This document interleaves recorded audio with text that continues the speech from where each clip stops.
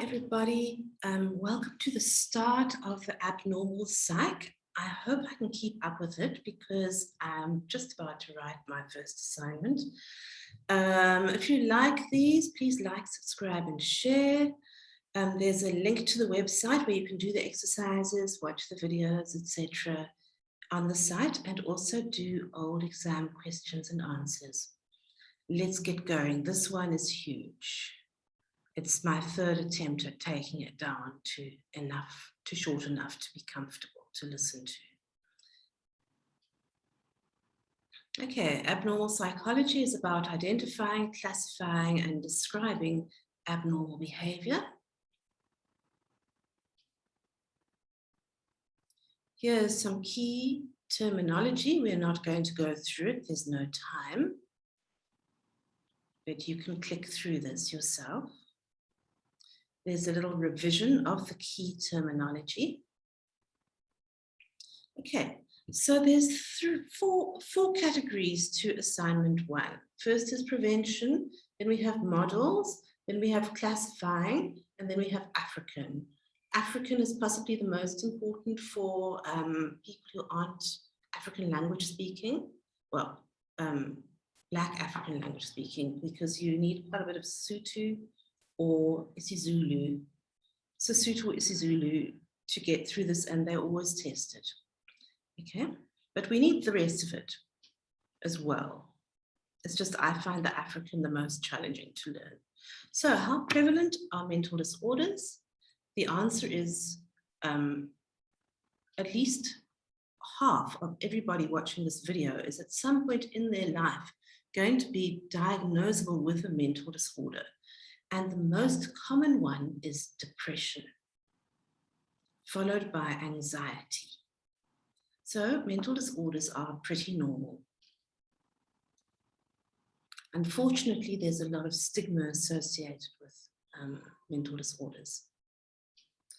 Okay, there's two threads to the causes. One is biological and the other one is psychological. Okay, there's four contemporary trends we need to know about. Multicultural psychology, because this is a multicultural world, increasingly so every day. Positive psychology, which focuses on positive feelings, positive traits, and doing good, being positive citizens. The recovery movement is all about the rights of people with mental illnesses to be respected and to empower them to live happy, successful, meaningful lives with their mental disorders, and not to be, so that social stigma and that feeling of I can't do this doesn't rob them of a happy life, even with a mental disorder. Changes in the therapeutic landscape, there's two huge changes. The first is the revolution in psychotropic medication. Before psychotropic medication was developed, people in mental institutions lived horrible lives. They were locked away, they were neglected, they were unable to rejoin society, and they were often tied up or not fed properly or exhibited like animals in a zoo. Very terrible. Psychotropic medication has led to people being very much reintegrated into the community, and this is an increasing trend as medication gets better. All right, medical insurance. This has made care available to the middle classes, although it still excludes quite a few people. And medical insurers have been forced to bring mental illnesses in and not refuse to treat, not to treat, but to financially support people who have mental illnesses. Of course, it also means that they only support remedies that have been extensively researched and proven to be effective. So this doesn't work for remedies that are not supplied by large pharmaceutical companies so well. On the other hand, it does weed out some remedies that really don't work. Okay. Research and evidence-based medicine. This has been a revolution. If you read online, you will see new developments all the time in research and evidence-based medicine. It's a very exciting time in medicine, including medicine and mental illness. We're really making great strides in understanding the nitty-gritty of what's causing problems and what can be done to ameliorate them. Okay. So the biological, we can break into 4 components: organic, biochemical, physiological, and genetic. Psychological, we can break into the emotional, behavioral, and cognitive, as always, and in the context of social and cultural situation. Okay, prevention. Let's look at prevention. Prevention is basically about community psychology. Why is this? Because psychology is very, very expensive. A clinical psychologist has studied for 10 years or more, and a psychiatrist has studied medicine and psychology, also highly qualified, very elitist, and very Western-centered. Okay. So it becomes out of the reach of most people. Also, a lot of mental illness is caused by problems in society. So rather than treating, it's better to prevent. Ordinary people are subject to substance abuse, crime, violence, and domestic violence. And the poorer you are, the more hectic it is at the bottom. So community psychologists work with the community. They try to come up with collective social solutions, and they try to create organizations to help people. They try to intervene so they can stop something from getting worse and to help people handle things better. Okay, this is Life is Many, which all South Africans should know about. Very important that we know this event in history. There are 4 theoretical models of community psychology. There's the mental health model. There's the social action model. There's the ecological model. There's the organizational model. Community intervention uses a lot of NGOs, volunteers, and self-help support networks. So if we look at prevention, we divide it into 3 tiers of a pyramid. Primary at the bottom, almost everybody. Help the community as a whole. Secondary, in the middle, help the clients in the community who have mental disorders. Tertiary, right at the top, people in institutions, people moving out of institutions, people in outpatient care. So a small minority. Okay? So primary, the goal is to lessen new cases. Secondary, to shorten the duration and reduce the impact. And tertiary, to minimize the effects and reintegrate people back into the community to promote actual recovery.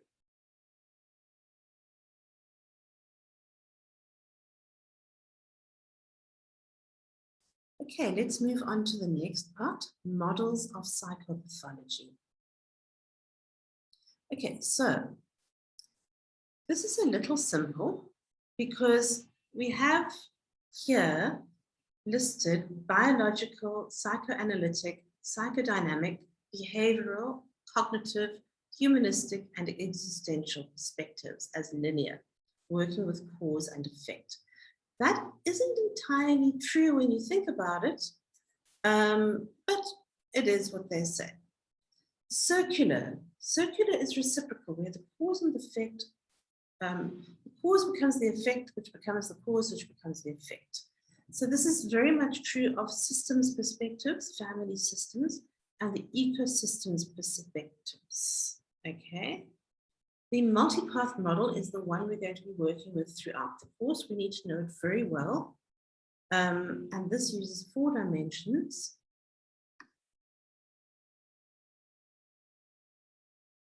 And each dimension interacts. in multiple ways with one another. So whenever we're looking at any mental disorder and its remedies, we will look at all 4 dimensions. They will always be present, but obviously not always equally. Sometimes it's not clear what dimension something falls into, and it's a complex and multi-layered causal interaction system. So we've got 4 factors: biological, psychological, social, and sociocultural.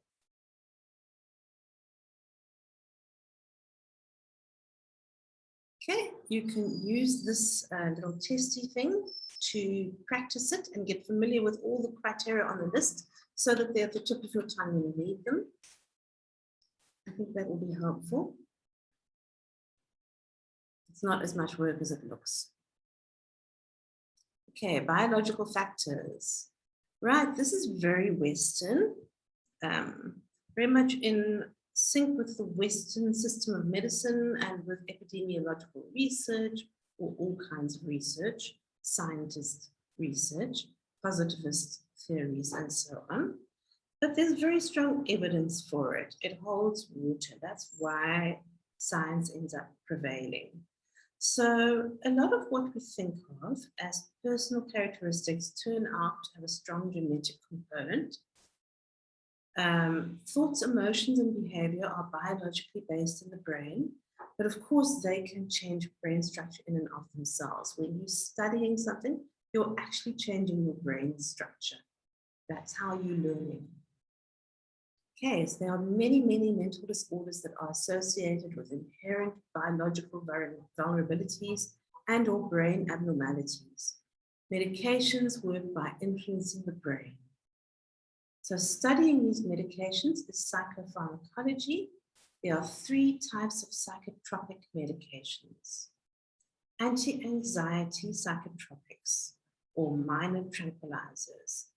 These are used to treat anxiety. For example, Valium. Antipsychotic psychotropics, major tranquilizers. These are used to treat psychotic breakdown, psychotic symptoms, such as in schizophrenia. For example, Thorazine is one of the older ones, many side effects. And then finally, mood stabilizers, which are used to treat bipolar disorder and also depression. Some medications fall between the categories, such as amitriptyline, which is used as a minor tranquilizer, but is used a lot for depression. Dimension 2, psychological factors. Let's break this into 4. 1, psychodynamic, based on Freud. Understand your emotions, understand your childhood, understand yourself and how to heal. 2, behavioral, learning through conditioning. 3, cognitive behavioral, or CBT, cognitive behavioral therapy, proven to be highly effective, working with your thoughts. It may be about noticing but not reacting. This is 3rd wave, based on Eastern meditation practices, I think. Secondly, dialectic behavioral, helping clients regulate themselves and cope better, validating and accepting the client. And 3, ACT, acceptance and commitment therapy. Humanistic. This is the work of Rogers and Frankl and Maslow, very central to counseling people, focusing on what people's choices are, what their responsibilities are, helping people to be the best they can be and live their lives as meaningful and exciting journeys through this universe. Okay, so that was psychoanalytical, behavioral, cognitive behavioral, and humanistic. Dimension 3, social factors. We are social creatures. Babies that are not touched die. We need one another. So, a lot of mental illness is based in the social realm. Therefore, a lot of treatments and remedies need to be based in the social realm. Social relational models look at the family, couple, and group perspectives. family systems model. Person that is presented with all the symptoms, that person that causes all that trouble, is really the safety valve for the whole family's dysfunction. They are the one that carries everybody's problems and gets blamed and pointed out as being the one that's crazy. So if you want to help that person, you've got to help the whole family. So part of it is about communication, conjoint family therapeutic approach, fixing bad communication. Part of it is about power distribution, strategic family approach, making that power distribution more healthy. Part of it is about boundaries.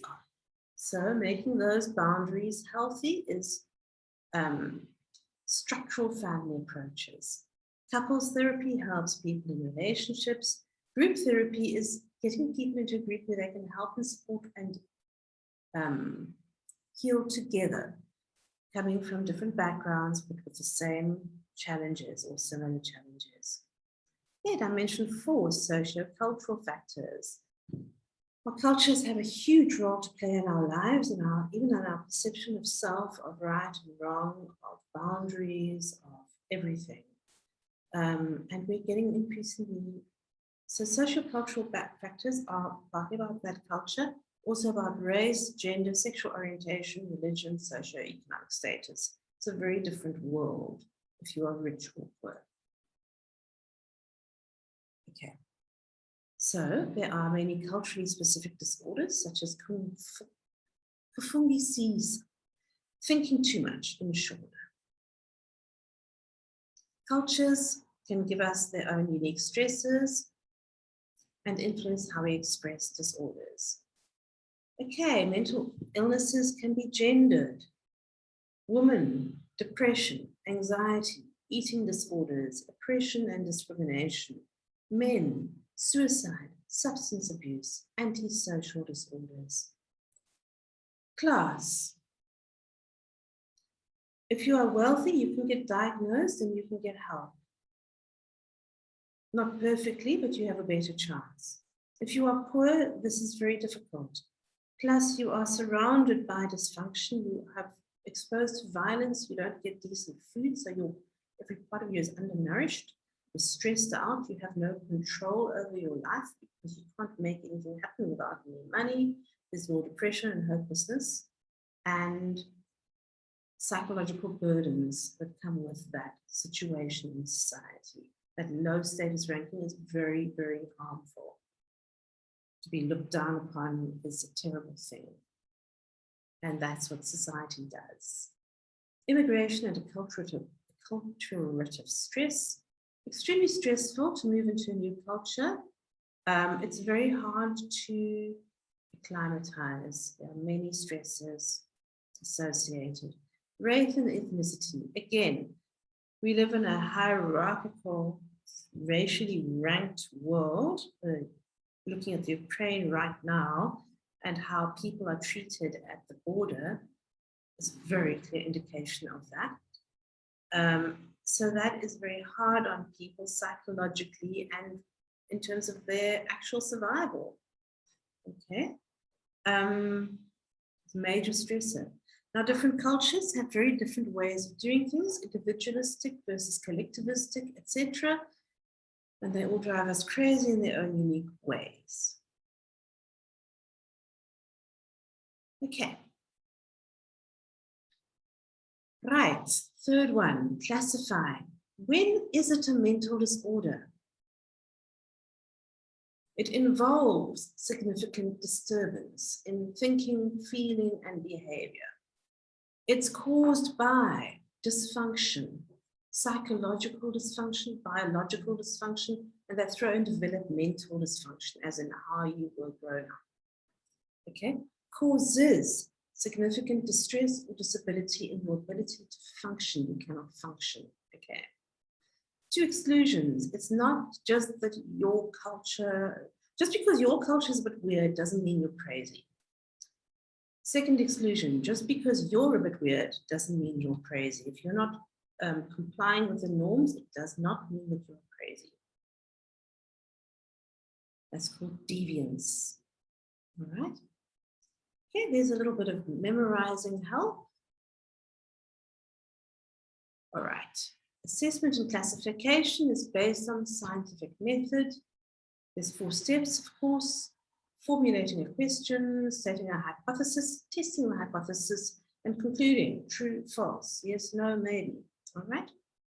Possible research methods: natural observational, correlation between variables.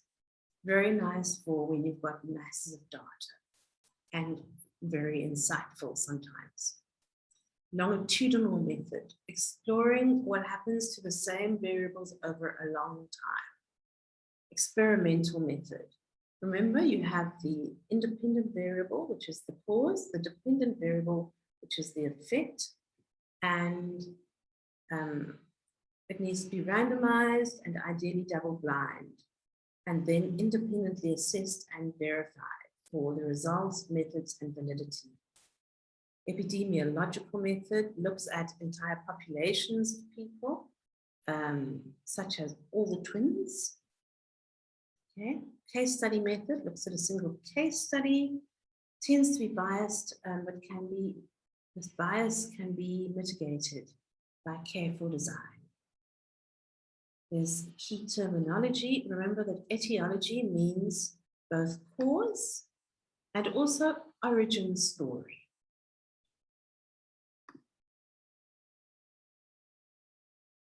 Okay. There's some practicing of the key terminology. Right, the final part, the African. Why do we need an African understanding? There's 3 reasons. One is because psychology developed in the West, and naturally it's subject to those Western biases, developed by the West, through the West, and for the West, even with good intention. Secondly, they didn't always have good intention because racism was very much built into Western society at that time. So there's a lot of racism in psychology. Okay, so it just doesn't speak to people's lived experience, and it doesn't always get people because there's no point of reference within it for African people and their lived experience. Okay. So for African people, there are 3 levels of acculturation. Okay, if you're deeply traditional, you're super modern, or you're somewhere in between, transitional. And I think everybody, no matter who we are, is probably always in a state of transition because society changes so fast. Okay, but of course there's specific transitions to each culture. Okay, ethics. Ethics is the universal, such as universal facial expressions. Emics. Emics is the culturally specific, both disorders and remedies. Okay? This is laughing. It was called laughing hysteria, I think, in Tanganyika. There's a link in the image. Okay.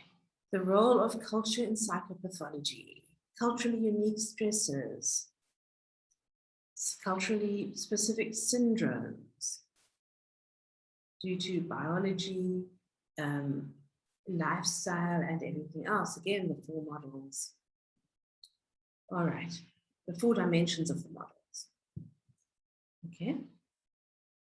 Culturally specific content to universal mental disorders. Schizophrenia is equivalent across the world, unlike serial killing, which is culture specific, but it's expressed differently in different cultures.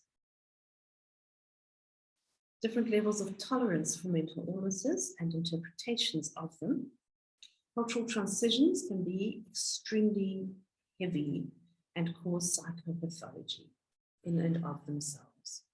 The African worldview, holistic, social, community, close to nature, and normative, okay, very much about maintaining and supporting the community and the family, linked to the past, traditional, using tradition to hold that norm and that society together. Okay, I'm not going to run through this because of the time problem.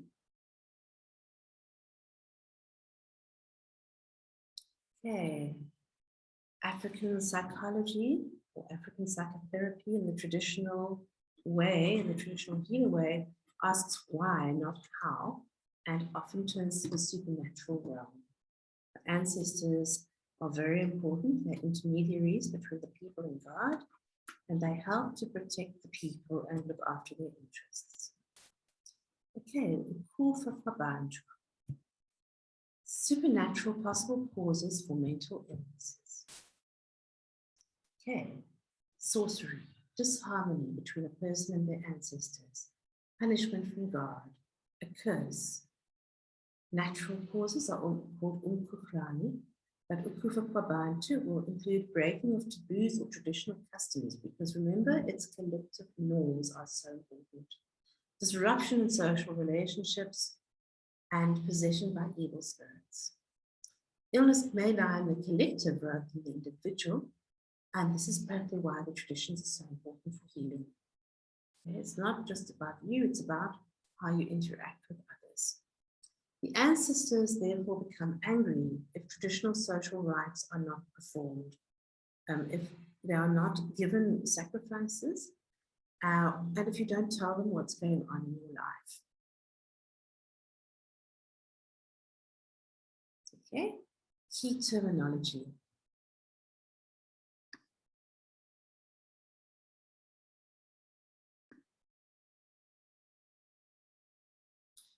Okay, please forgive my pronunciation. In order to learn, I have to get things wrong as well. Ukufakwabantu. Illness caused by the supernatural. Umkhuhlane. Illness caused by nature.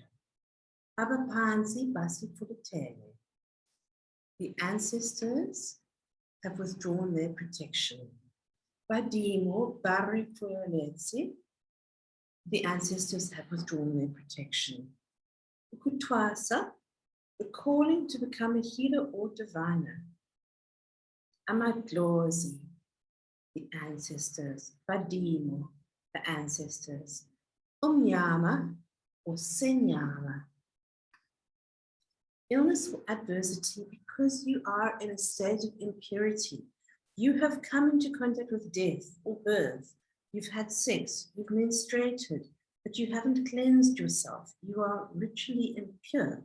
And this means that that is contagious. You should not be exposing others to that either. Umnyama, Senyama.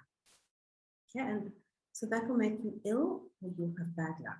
So umnyama, Senyama, I believe, is about actual illness or bad luck, not about the impurity.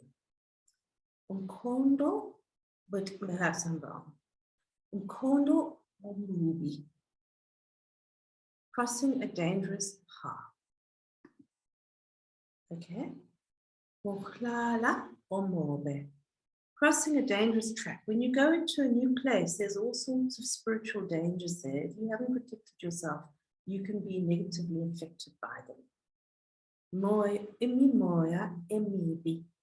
Moya, wind or air. So this means polluted air. Okay, wherever you go, you leave a track, a physical track, but also a spiritual track. And that track carries an energy.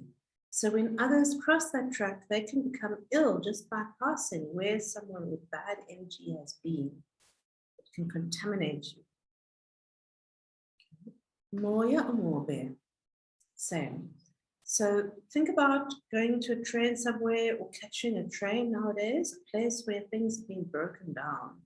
A dangerous corner in the city. It's got bad vibes. So what people do is they try to protect pregnant women and newborns from those bad vibes, keep them indoors perhaps in a safe, insulated, soft environment with good energy. Mokhuhlane, minor illness such as flu. Umkhuhlane, minor illness such as flu. Mohi means God, and umvelinqangi also means God. Okay, Sangoma, traditional healer or diviner. Culture-specific syndromes.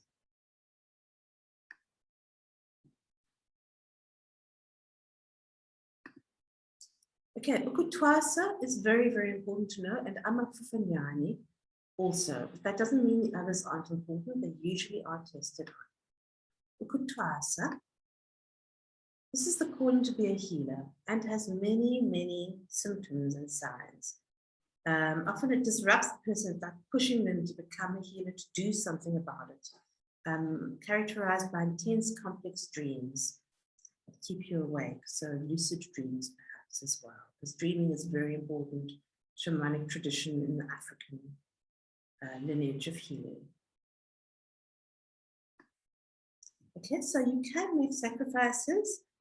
The family can, which I suppose is also a form of acknowledgement. Or you can train with a healer until the symptoms clear. Or then you can choose, am I going to become a healer or am I going to go back to my family and become a computer engineer? All right, amafufanyane. Also has many, many symptoms that may present to a Westerner or clinical diagnosis as a psychotic breakdown, anxiety disorder, depression, etc. Translates directly as nerves and means spirit possession, which could be due to witchcraft or sorcery, but not necessarily. Okay, it often has something to do with the abdomen and also fear of persecution, thinking that everybody's out to get you. Yeah, witch does magic because of his or her inherent magical powers. A sorcerer just uses magical tools but has no specific magic themselves. Suggest the belief that someone has poisoned you, which causes intense anxiety. Suggest Moriti waletswele. The shadow of the breast, Moriti waletswele, shadow of the breast, pain under the left breast. Malombo, spirit possession resulting in a trance, this is Fender, and the remedy is the Malombo music service. Collective remedy. Boloi, being bewitched. Ubutakati, being bewitched. Sefifi, or Senyama, or Isinyama. Do you remember that? It is the state of illness or bad luck caused by ritual impurity because someone has menstruated, had sex, had an abortion, been through a birth or with a birth or death. Okay. And also applies to widows. They need to purify before they can be in the same room as a newborn or a sick person. They don't send out hectic vibes. Corolla. This is the mourning period, which for a widow is for 12 months and she must wear black. Otherwise she may get sick. Corolla. Makome. The widow must also not have sex over that period, because if she does, both her and her partner may get very sick. Kotloka or ukudula. This is the illness. Yes. If she does have sex during that time, she or her partner may get hokloka or ukudula. Okay, which is a compulsion neurosis where she has to do things. She can't stop herself and they're not rational. Okay. Kolata maseko. Kolata setso. Okay, that is, I think it's failure to follow traditional practices, which is quite a serious transgression. It may anger the ancestors and bring illness and other problems. And yeah. Ukulata amasikoni. Failure to follow traditional practices. It's the same. Okay. Bafase bare furaletse. The ancestors have turned their back. Bafase bare lahile. You haven't sacrificed, you haven't told the ancestors what you're doing, you haven't followed the traditions. So the ancestors turn their backs on you and they don't help you. then you discover that life isn't so easy. Aber phansi basi fulate. The ancestors have turned their back. Kotwasa, the calling to become a healer, which must be heeded. One way or another, you need to respond. Tokolosi or Tokoloshi, this is something I think all South Africans know. This is the spirit that attacks people in the night. This may be sexual, or it may be a bewitching thing. They may be sent by witches, a hairy water spirit.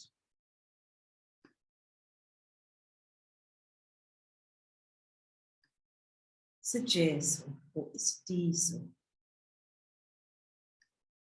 A growth or pain in the stomach due to sorcery or witchcraft. Suggeso or istiso. Litswalo or uvalo. Anxiety because of witchcraft or sorcery. Litswalo, uvalo. Kochatiswat, koksipfola, umego. When someone puts muti on your path and then you walk on and then you get foot problems from it. Umego, kochatiswat, koksipfola. Mafofanyani, amafofanyani.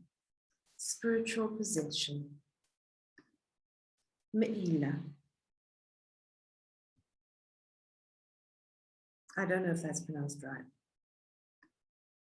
Okay, it's the injunction. Don't do taboo things or the ancestor forces will be angry. So this is a moral social injunction. Meila. Don't do the wrong thing. Meila. Okay, that's the end. Good luck for the assignment, and I'll see you in the next video. Okay, bye.